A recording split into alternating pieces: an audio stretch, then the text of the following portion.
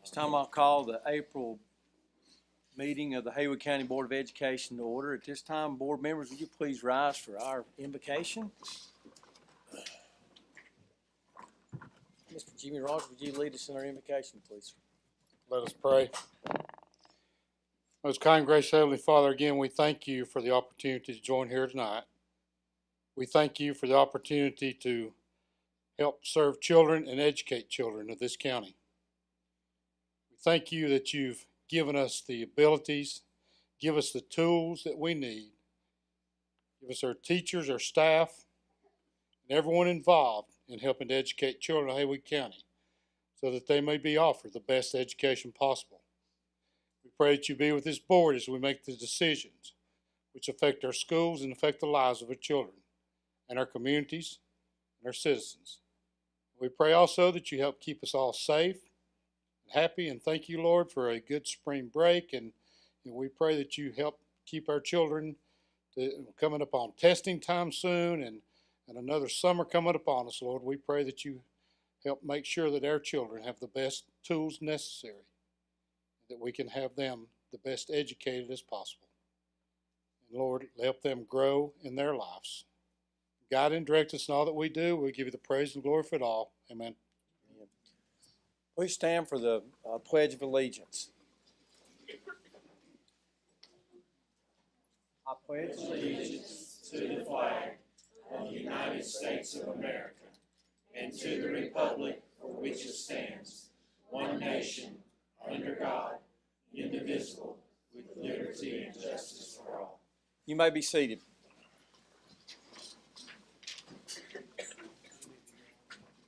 Got a lot of announcements this evening. Our next board meeting will be held here in the Education Center on May the 14th at 7 p.m.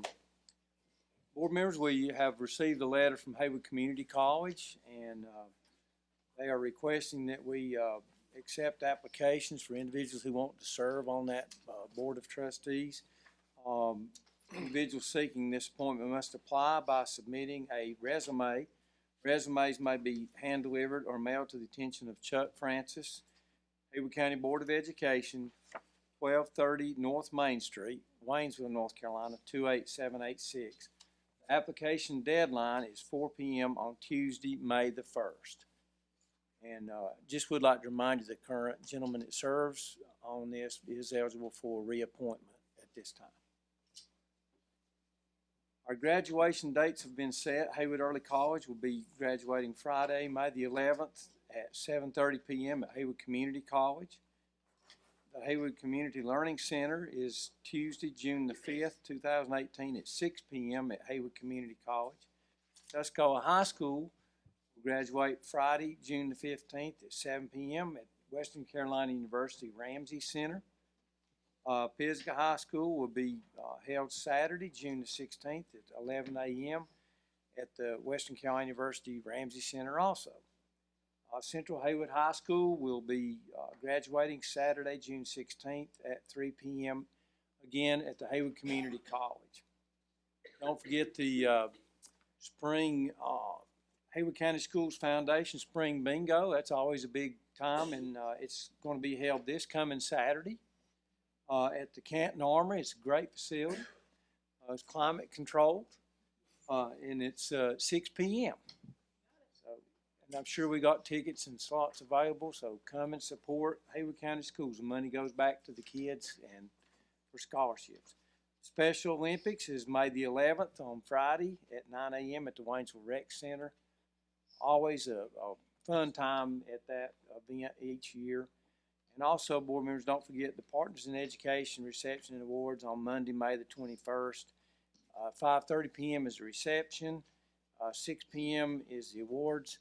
And that's going to be held this year at Tuscola High School. And Quick Draw, another great opportunity to give money back to the kids in Haywood County Schools. The funds collected there are given back to the Schools Foundation. It's called the Quick Draw. Saturday, May 19th from 4:30 p.m. to 9:30 p.m. at Laurel Ridge Country Club. The Haywood County Schools Art Show is May the 22nd to the 24th, 3:30 p.m. to 7 p.m. at the Hazelwood Conference Center. Any other announcements that need to be made? I've got one that I would like to take privilege to do. My nephew's son sent me a flat Stanley from Midland, Michigan. This is a picture of him. Unfortunately, the original one got misplaced, so he really is traveling to parts unknown. But anyway, I just wanted to recognize Corbin Fraser sent me a flat Corbin to be taken around, so I wanted him to be able to come to a Haywood County Schools Board of Education meeting. So if he'll watch it on YouTube, he'll know that we brought him to it, at least the likeness thereof. So anyway, never know what's going to happen in this family life. But anyway, under agenda adjustments, do we have anything that needs to be added to our agenda? Mr. Chairman, we need to, Buildings and Grounds needs to add a few items. Okay. Without objection, we will add 2 items. Is that correct? 2 items? 3. 3. Between items number 15 and 16, we'll have the building and grounds items at that point in time. And Finance Committee has 2 items. 2 items to, is there any objection to any of these additions? All right, and we can do that under regular financial reports on item number 15, if that's okay with you, Mr. Henson. Fine. Okay. Anything else that needs to be brought before the board under agenda adjustments? If not, we have some special things going on tonight. I know Mr. Haney's going to let us know all about them. So, Mr. Haney.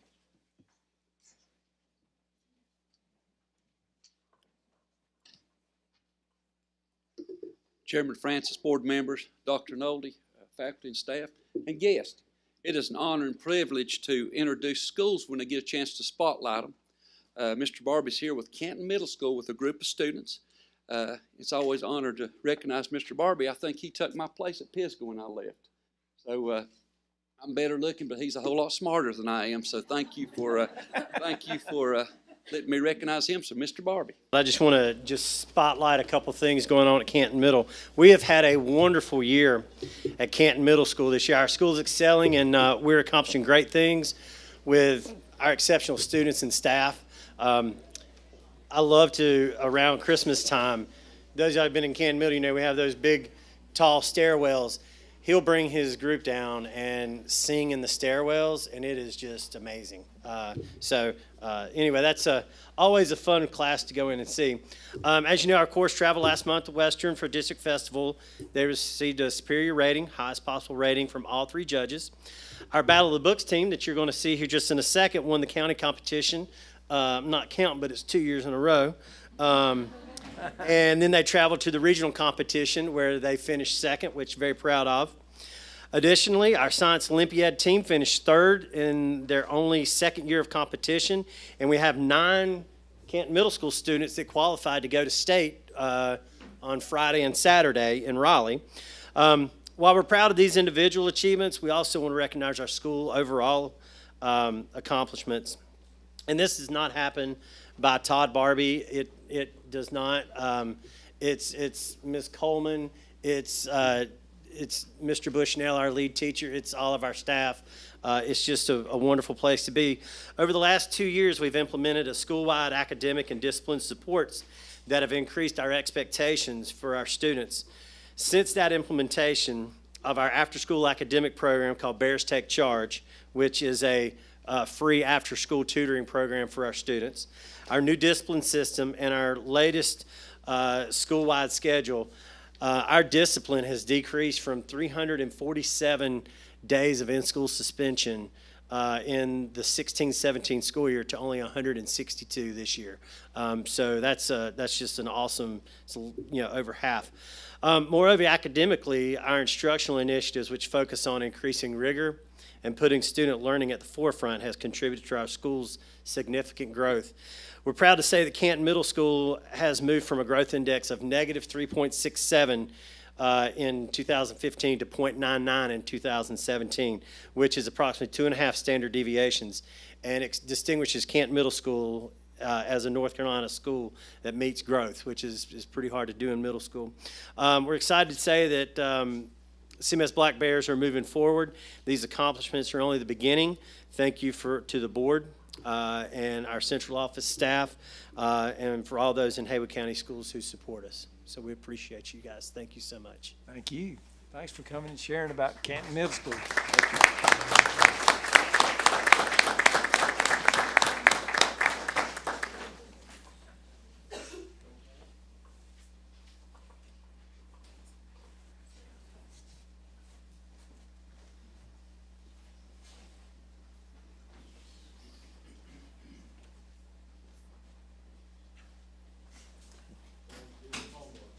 That's right. Increase academic rigor.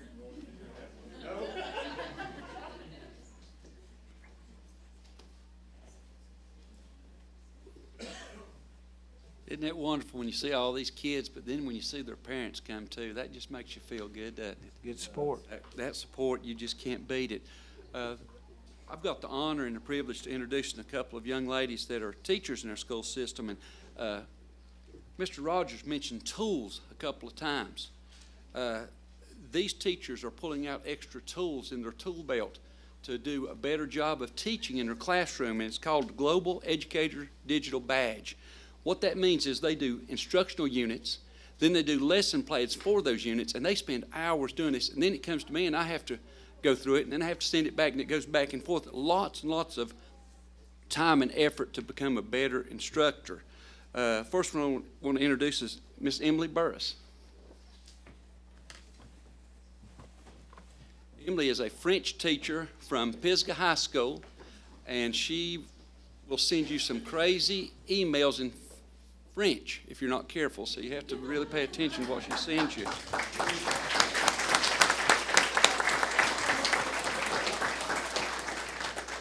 Next young lady is from our early college. Her name is Dorothy Kirby. What I just found out about Dorothy, we call her DJ, and what we found out about DJ was she has been accepted to Duke University in the intensive study program of the Middle East, I believe. Is that correct? So they're really working hard and working really smart to get our classrooms better so we can compete globally. And you know, that is something to be said. Both these young ladies have worked very hard for this, and they have done a great job. So thank both of y'all for doing this. Ms. Kirby.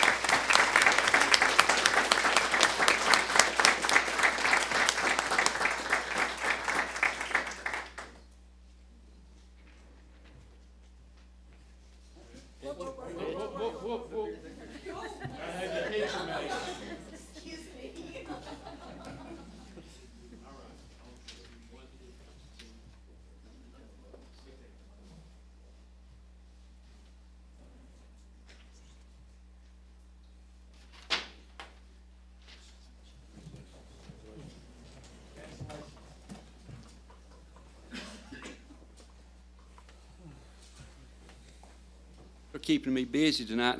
I was very intrigued to see that this next group, which is our Battle of the Books from Canton Middle School, also has some of our wonderful singers in this group. So you know they're multi-talented.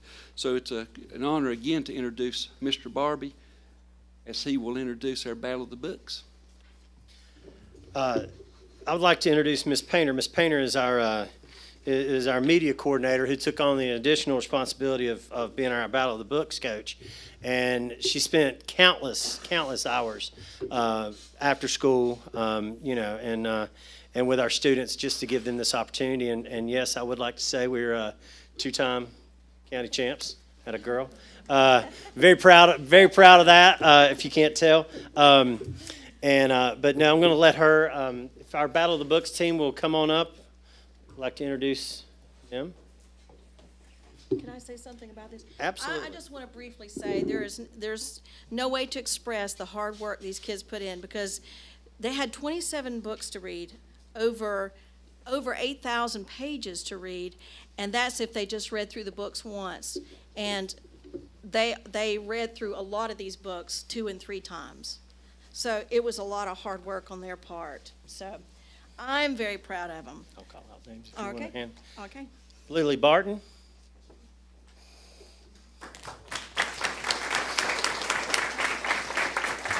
Ellery Bird.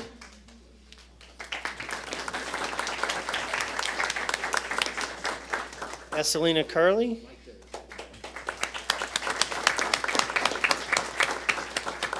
Abigail Englehart. Bryson Gosnell. Isabella Miles. Ryan Studeville. Sage Tuft. And last but not least, Jonathan Woods.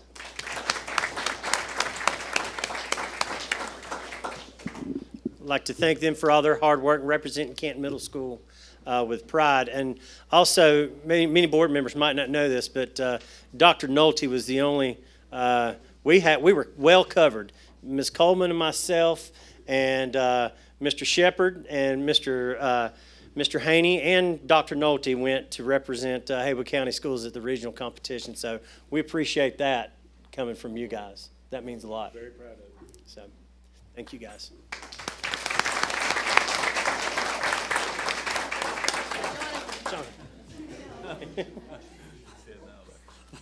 He's like, I'm ready. All right, here we go.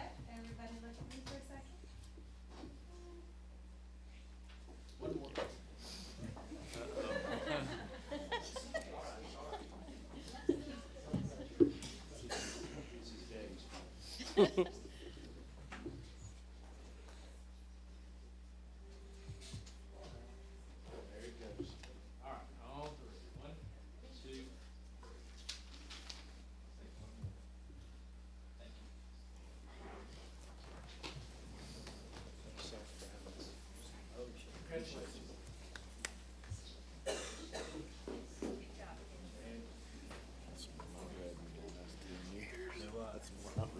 Next on our agenda, we have some special recognition, and I'd like to recognize Mr. Mark Shepard. Good evening, Mr. Chairman, members of the board. So we're very pleased tonight to bring to you our last group of winter sports recognition. So happy to introduce to you Casey Crook, the athletic director, and also one of the assistant principals at Pisgah High School to talk about Pisgah High School's accolades for the winter sports season.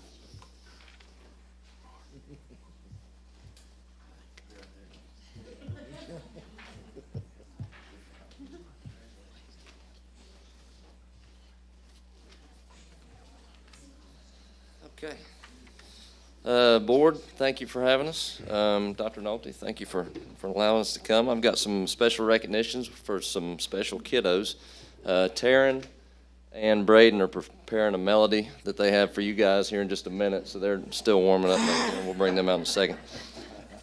First, I'd like to introduce Miss Lainey Woods. Lainey was an all-star on our basketball team. You can stand right there while I'm talking about you. That's good. She was all-conference. In our conference, she was all-tournament team. She's been recognized tonight also for being first team all-district, which is a big deal. And one thing that we didn't put on here yet, she scored her 1,000th point this year, which is a great accomplishment if you're a high schooler, but it's even better one if you're a sophomore in high school. Even better than that. Yeah. So I didn't put this on here yet because we're expecting a couple thousand more before you get done. So congratulations to Miss Lainey Woods.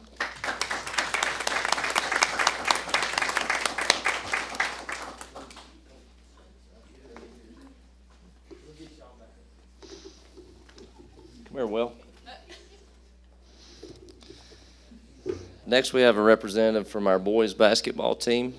Will's doing double duty tonight. He's representing the boys basketball team, who were conference champions this year, and they're back-to-back conference champions, and that's a big deal in two different conferences.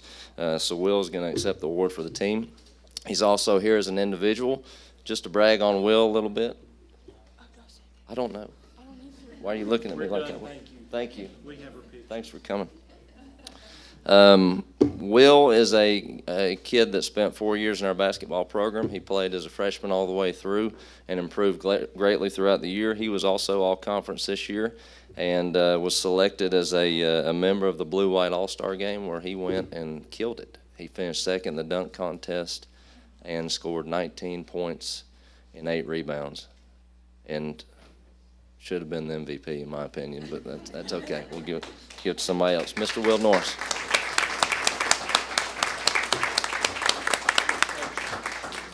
Yeah, I doubt it.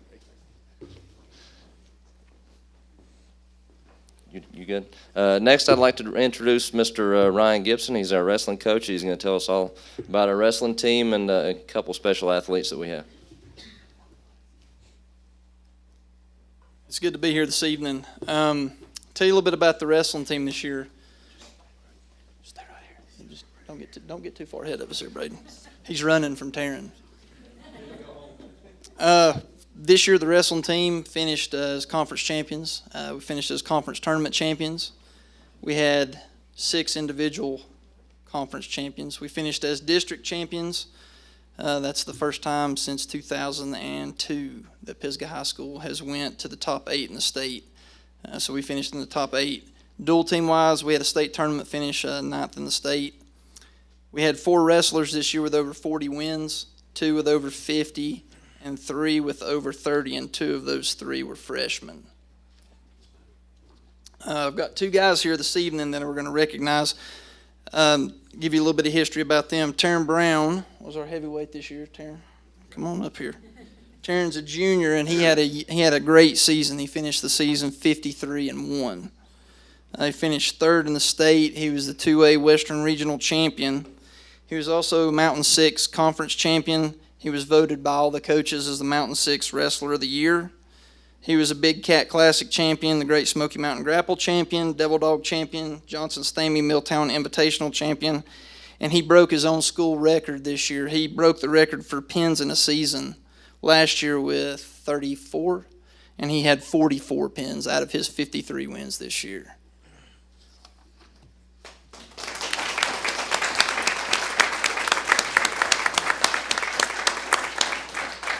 Next is Braden Riggs. Come on, Braden. Braden was our 106-pounder, so we went from one end of the spectrum to the other with these 2 guys. Braden finished the season 56-3, setting the Pisgah High School season win record. He's a sophomore. He was the 2A state runner-up in 2A, wrestled in the state finals with the flu, and didn't tell any of us that he had the flu until after he got off the mat. He was a 2A Western Regional runner-up. He was also, by the coaches in the Mountain 6 Conference, voted as the tournament MVP for the lightweight division. He was a Mountain 6 Conference champion. He was a Big Cat Classic champion, Inca Jet Invitational champion, Great Smoky Mountain Grapple champion, Devil Dog champion, and Johnson-Stamey Milltown Invitational champion. And I'm pretty excited to have these 2 guys back next year, along with pretty much everybody that had those 30, 40, and 50 wins. So it looks like next year's going to be a good year, too, for Pisgah High School. We're hoping so. So thank you very much.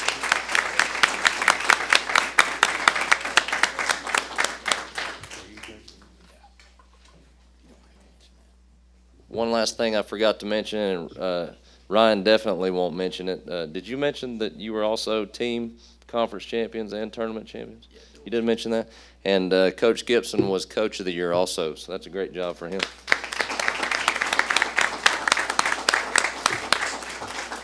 Braden and I are going to wrestle outside as soon as we get out there. Thank you all for having us. We appreciate it.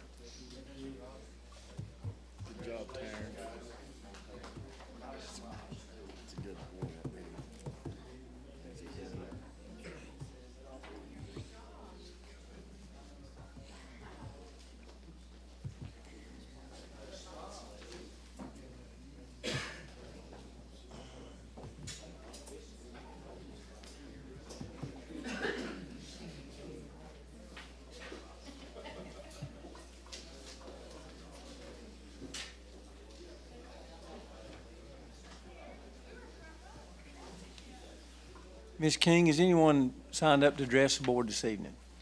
Thank you. Next on our agenda, we have a general discussion about our procedures for our superintendent search. And Mr. Smathers, I think the board has asked that we start looking into the procedure of doing a search. And in talking with several of the board members, I think of course, the first step will be to make sure that we're following procedure and policy correctly, and then also that we have a advertisement time frame.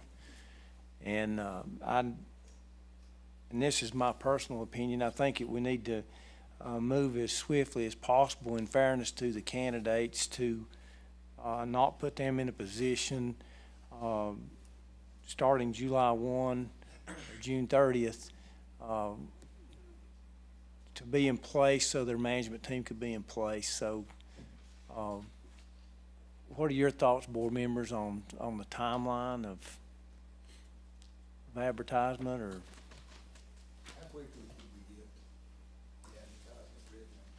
I probably have an advertisement for you by the end of the week, or at least first of next week.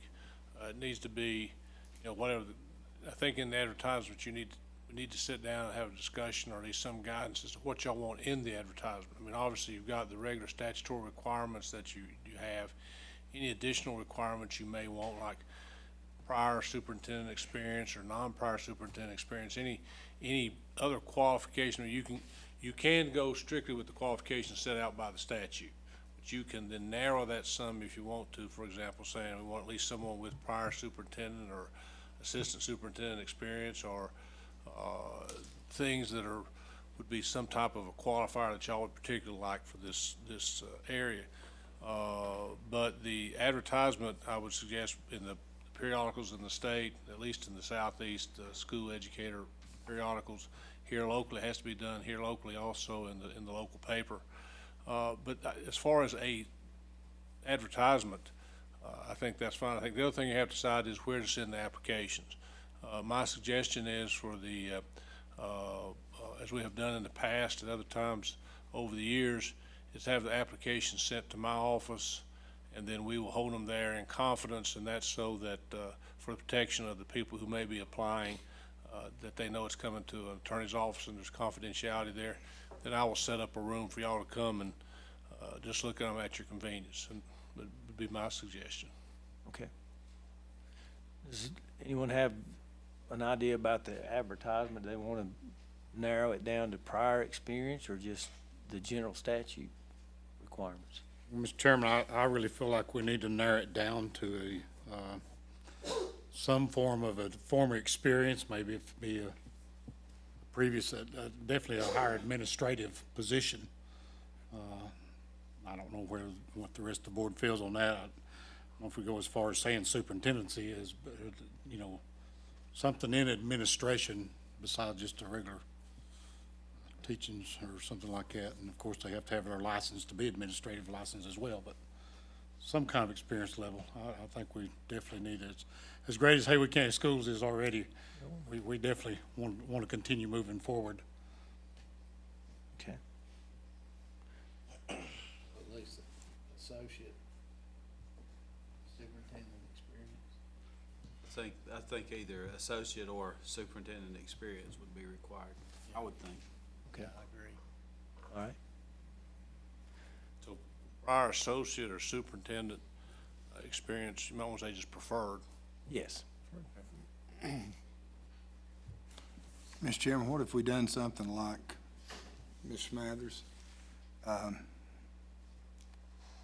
That all applicants need to meet statutory requirements plus hold an administrative license and 3 years of associate superintendent level experience or higher. And because of the time frame that we're on, this will let us narrow down the number of people that come. But if we could release this on Monday Try. for a period of, what, 2 weeks? Yeah, I think if anybody's serious about it, they'll be on it pretty quick, I would think. So 2 weeks, and that way we can get the applications in and then make a decision, not hastily, but time is of the essence to, in fairness to the candidates, as well as who would be selected to be able to get things in place so we don't have a domino effect come when the school year started, is my. The next board meeting's in May. Yeah.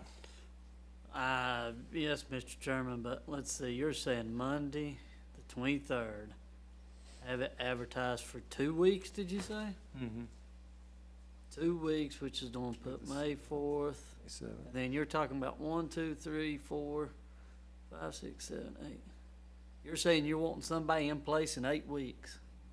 That's gonna be pushing. I mean, Possible. well, yeah, it's possible, but I mean, that. And it can be the other thing that I would suggest too is, you know, it doesn't have to be a regularly scheduled board meeting. We can, anytime we need to have a call meeting, as this board desires, given our schedules and all, we'll be flexible on Yeah, that. we need to. I think We have to. And I don't wanna, Once we get some applications. and again, you know, if everybody feels rushed, we can slow it down.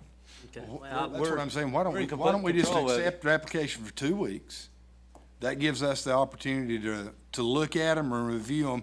Then we can decide when to reconvene to name a superintendent. I mean, I Man, think, we're not in I any think 8 rush weeks, to eight, move, but we need to get applications yeah, flowing. well, you need to get applications, which process should have been started a couple months ago, but that's here and there, but, yeah, I mean, but 8 weeks, first of all, I'll be pushed in 8 weeks, so. I mean, I know the time frame. What you're saying, Mr. Chairman, cause it would be nice to have an administrator in place by that time so that they can put who else in place, but.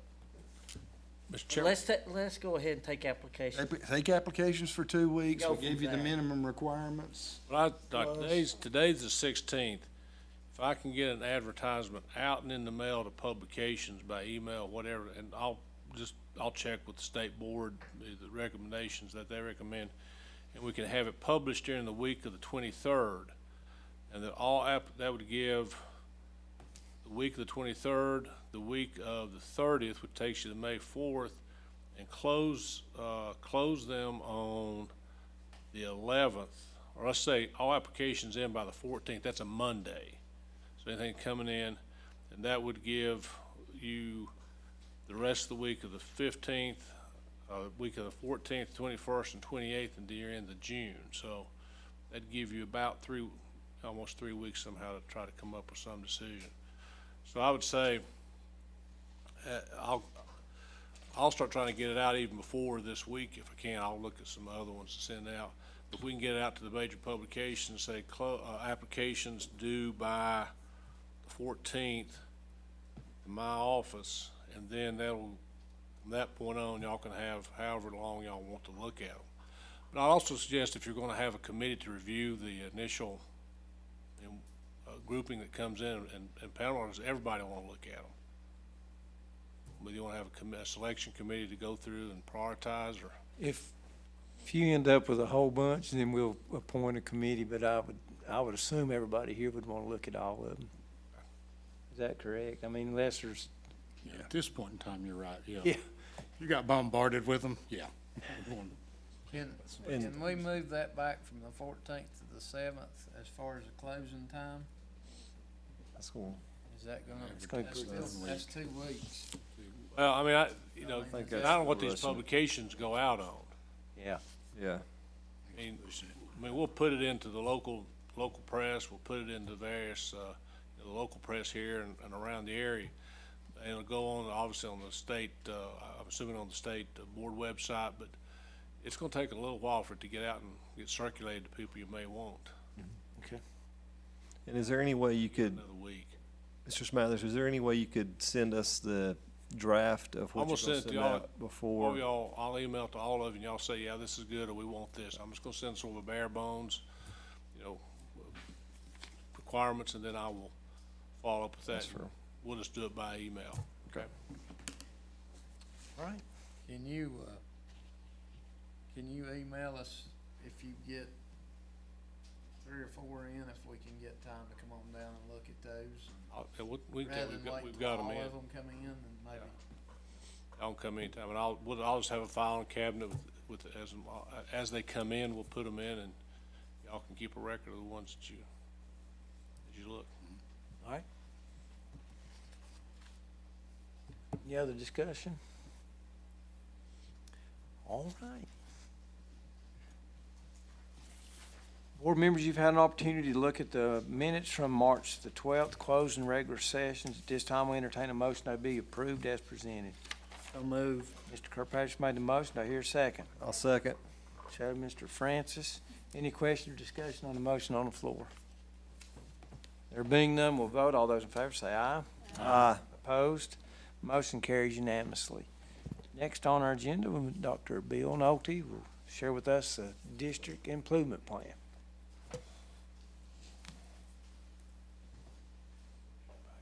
Mr. Chairman, members of the board, staff and guests, I shared with you a draft of the district improvement plan without explanation earlier, just hoping that that would save us a little bit of time tonight.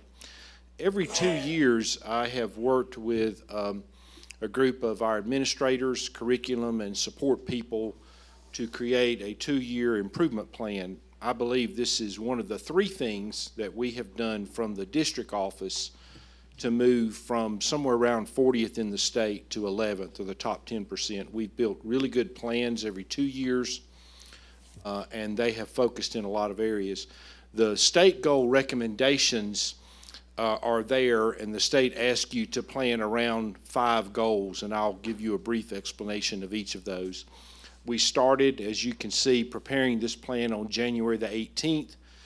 Anticipating that you might approve the plan tonight, we put an end date on April the 16th.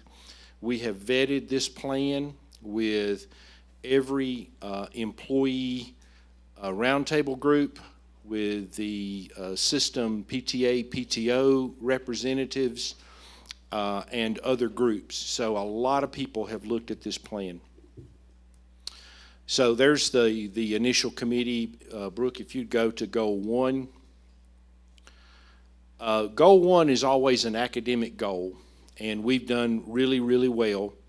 One of the things that we have learned in looking at our performance data is that our students, with the help of their teachers and parents and all the things that we do, they do really well with easy test questions. That might sound simple, but a lot of systems don't. A lot of school systems don't do well. Questions come in what they call depth of knowledge, level 1, 2, 3, and 4 questions. The higher you go up, the harder the question. Usually with level 4 questions, the answer is not in the question. You may not be able to answer the math question by using a formula that you've memorized. You may have to take parts of various formulas that you've learned over time, or mathematic concepts, and put them together to solve the problems. If it's a reading passage, the answer to the question may not be literally spelled out in the reading passage. You have to put some facts together in the passage to answer that. Our Haywood County Schools Foundation has been kind enough to contract with a group that works on the development of leveled questions. They're going to prepare some training and provide some training for central office people in July. If that goes well, like we think it will, we'll do that training early in the school year, probably in September with principals, and then we will roll that out to teachers beginning in October to help us with those higher level questions. Those types of questions are on very important tests that you have to get into college. If you don't answer higher level questions well, you don't do well on AccuPlacer, ACT, SAT, and we do pretty well on those. So that's planned. There's more to it, but that's the gist of the first goal. Goal 2 is always a planning goal. We've done a lot of work in that area through the years. You may remember a few years ago, teacher assistants were required to have a 2-year degree by the state in order to get or maintain those jobs. That was a state requirement. We did a lot of training when that happened with people who did not have that training in place to help them get that. What we want to do this year is focus on academic training for principals. Some of our principals are great academic leaders, but others haven't had the opportunity to understand instructional frameworks. So over a period of 2 years, we would require each principal, and we'll be joining them at the central office to do the same thing, to add what we call a framework instructional training. Not that we want the principal to be able to teach high school math 1 or biology or middle school 8th grade math, but we would want them to understand the framework when they walk into the room so they can give the teacher some feedback on it. So that's the priority for the training goal, Goal 2. Goal 3 is always about student health, and we focused on all kinds of things in the past, amount of activity time, just working on attendance. As you well know, one of the biggest concerns for schools in this day and time is school safety. In our last goal, we did some work around threat assessments and having those done and being able to read them and understand them better. What we want to do, and we've already begun working with our technology department and our principals, is put in place a confidential database that can be shared as students move through the system. So if I'm a high school assistant principal or middle school assistant principal or assistant principal or principal, and Bill comes in and he's had a squabble with another student, I'll be able to look at my discipline grid and see what the appropriate discipline is. But with the new database, we'll be able to look back and see if this is the first or second time Bill has done something like that through the years, or if it's the 10th time. Once we get that data in hand and in one place, it will be much easier for us to work with parents, mental health providers, and law enforcement. There's some other things in that goal, but that's the primary thing, to catch that probably 1% of our students that has a long history of threatening and aggressive behavior. This is not about mental health. We have a lot of students, a lot of people in society who have therapeutic needs. They may be anxious, they may be depressed, they may have some kind of other mental health need. Most of those people are kind and safe and not a threat to anyone. This is about logging and maintaining a good record of school behavior that is aggressive and harmful, and then being able to use that to hopefully prevent some problems. The fourth goal is an innovation goal. We've done some really neat things with that through the years, having our schools partner with churches and businesses to provide community support. One of the things that I've talked to Mr. Francis about, and I've talked to our principals about, and all the groups that we vetted the plan with, was the need to have another old-fashioned strategic long-range planning effort. I've led 2 of those in the past, one about 7 years ago and one about 13 years ago. And it's just a time where you just announce to the public in the newspaper, on social media, tell them that you're going to build plans for the school system and what you would like the school system to realistically look like in 7 to 10 years. Can't be a wish list that we can't pay for, but a good, honest, realistic view of what the system needs to look like. And then you just invite people in and you meet them at one of the high school auditoriums or someplace where you have a large meeting room and then some breakout rooms. And you literally say to people, if you want to help us work on goal 5, go with these 2 people. We'll see you in a couple months. The last time we did that, we started with over 100 people and finished with almost 70. And I just believe it's time for us to take that long-term look again in a very practical way, in a realistic way. And then the 5th goal is a systems goal. It's about how you do things systematically. We've done a lot of neat things in the past, like make our websites more consistent. We had a goal several years ago where we introduced the rapid notification system, and we could call people or text them. One of the things that we want to do is improve communication internally and externally. The internal communication we have already piloted. We piloted that in April, where we simply sent to every employee in the school system a list of all the things that were going on that had deadlines for the month. That really helps principals and lead teachers and department heads, athletic directors, when they leave a meeting where we've given them that kind of information and then they go back and there's a crisis or something comes up.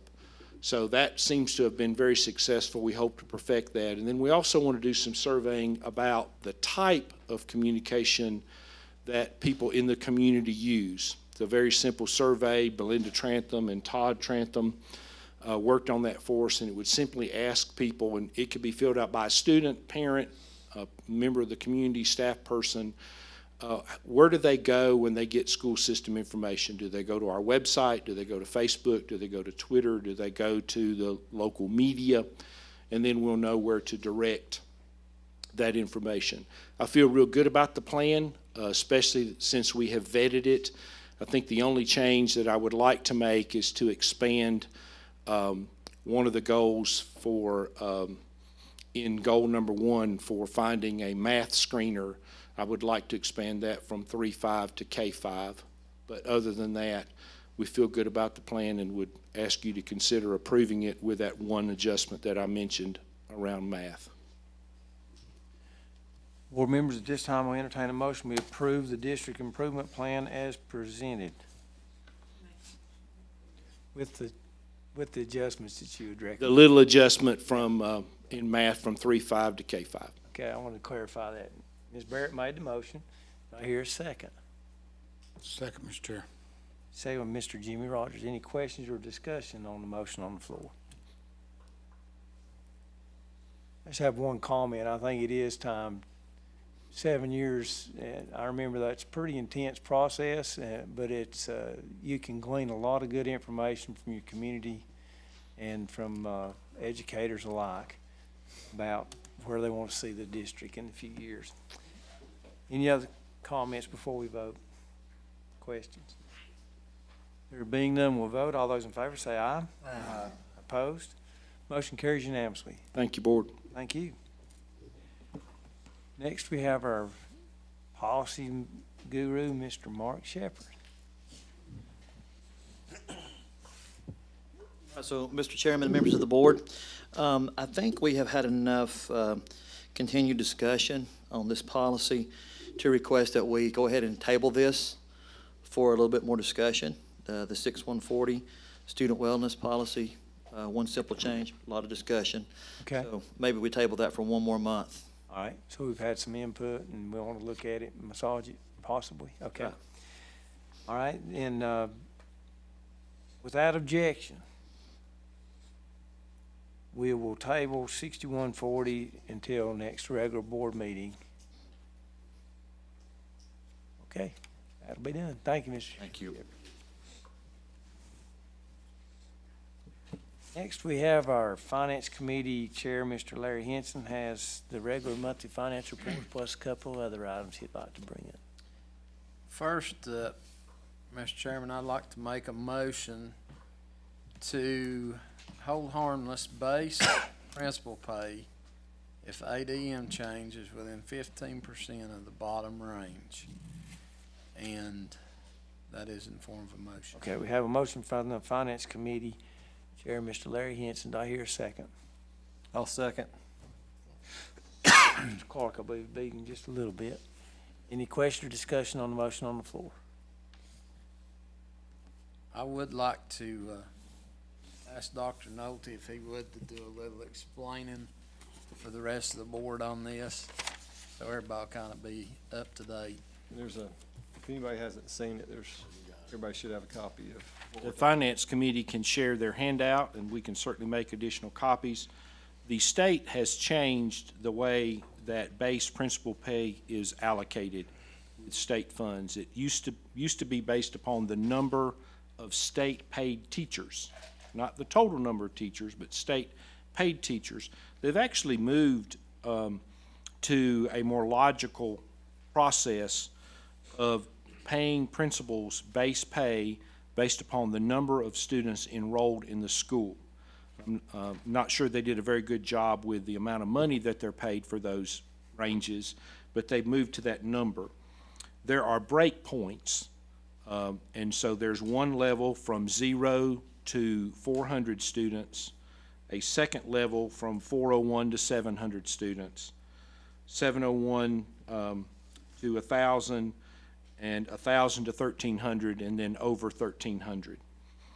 The reason that we need to bring this up, this will not affect any principal's pay within the next year. We have a couple coming up, but they're not at any of those natural break points of an enrollment right near 400 or near 700 or near 1,000. But we do have some schools that are very close to those numbers. For example, our two high schools are just barely over 1,000. And there's a potential for 3, possibly 4 schools on any given year to be above 400, 700, or 1,000, and then be slightly below it. And the last thing I think we want to do is lose principals because because their pay went down fairly significantly because they lost 30 students or 20 students. During the Finance Committee, I literally walked around and showed the Finance Committee members the number of students at each school after the 6th month of the current school year, and there were grade levels that were 20 or 30 or 40 different number of students, from 6th grade to 8th grade or 2nd grade to 5th grade. And as those students move through, it could cause that kind of adjustment. So the recommendation that we made that was approved by finance is if a school fell below 400, 700, or 1,000, that we would hold them harmless if they were within 15% of that number. 15% ADM.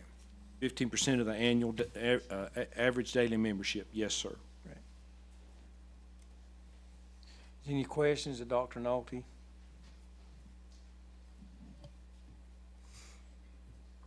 I think we had a great discussion in the Finance Committee, and consensus was built on the 15% number.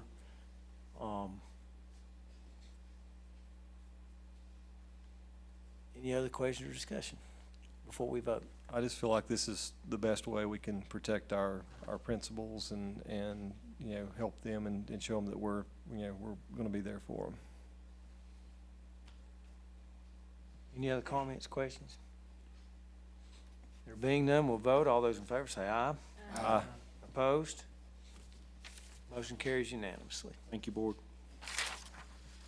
Up next, I make a motion to approve the Folk Moot Memorandum of Understanding involving the activity buses usage.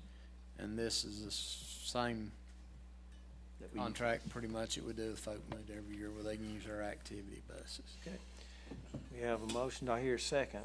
Second, Ms. Barrett. Any question or discussion on the motion on the floor? I just want to add one thing. They hit us with the 10% penalty like we had last year if they're late, so for everybody to know that. So we don't have to wait on the money like we did the year before. Okay. Thank you. And I guess it worked out pretty good last year, correct? Yes, sir. Any other questions or comments?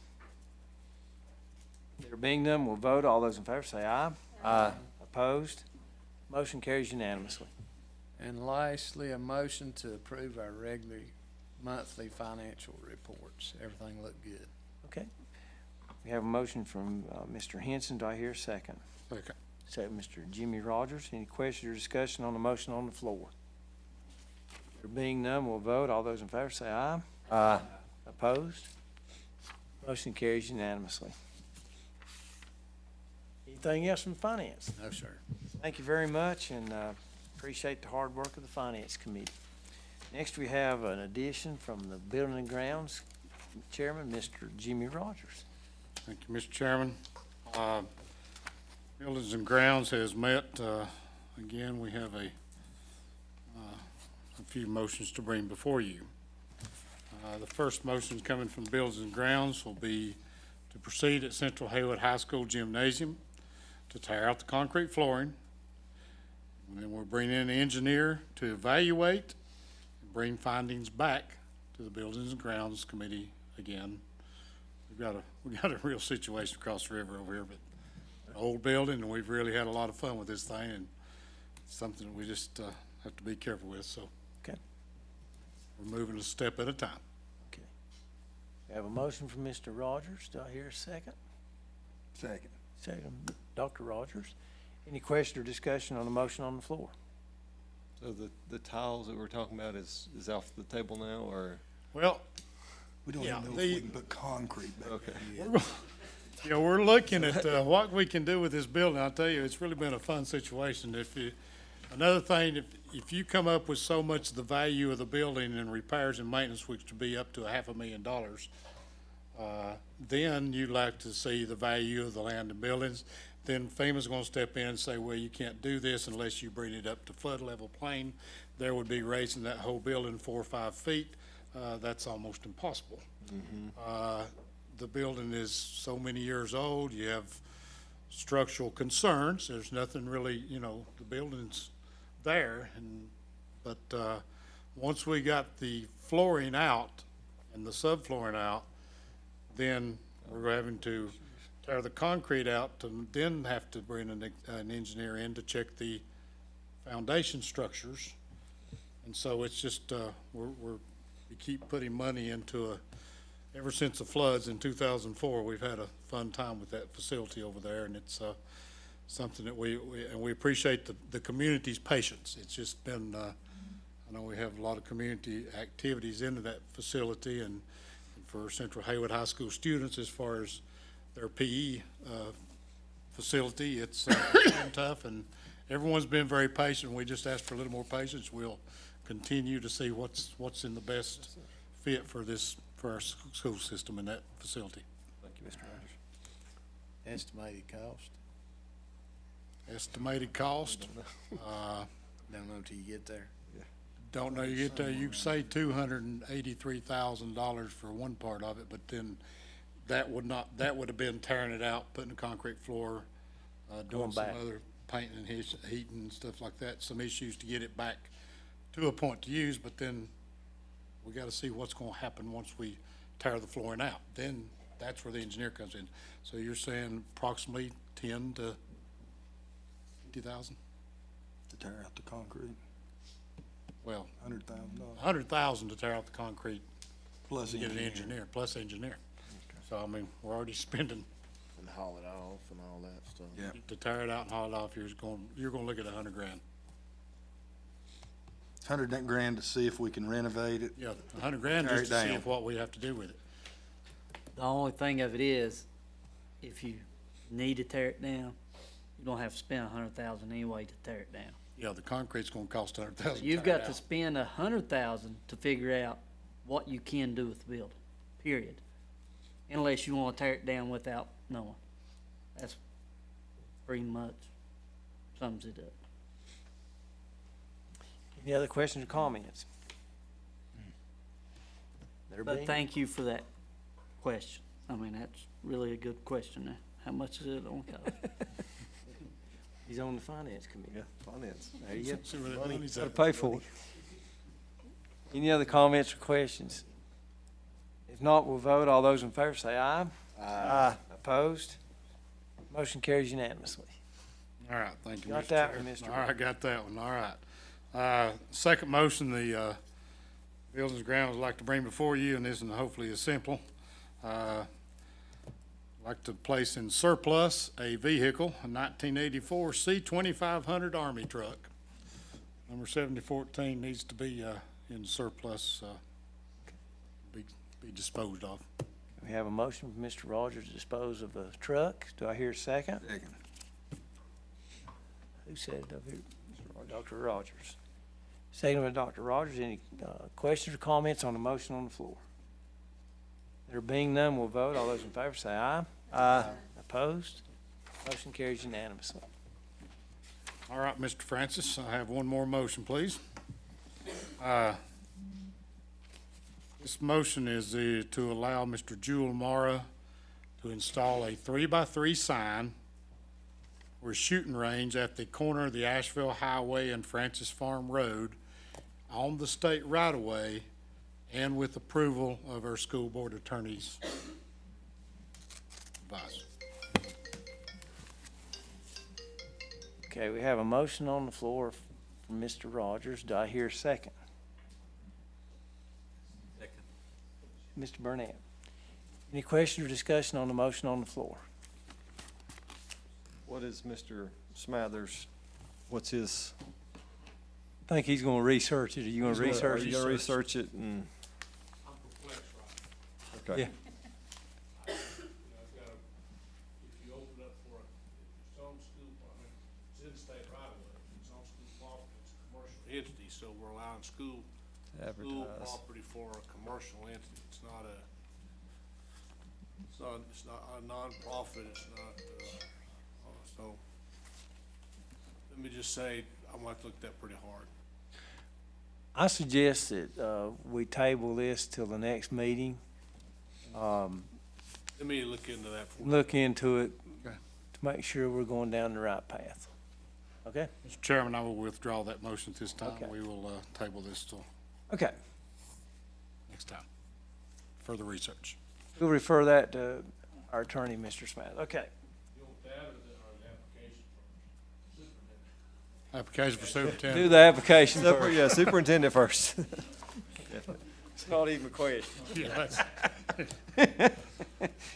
Anything Mr. else from Chairman, building that is grounds? all I have from the buildings and grounds. Okay, Thank you. that's fine. Thank you. Next, we have our personnel from Dr. Nolte.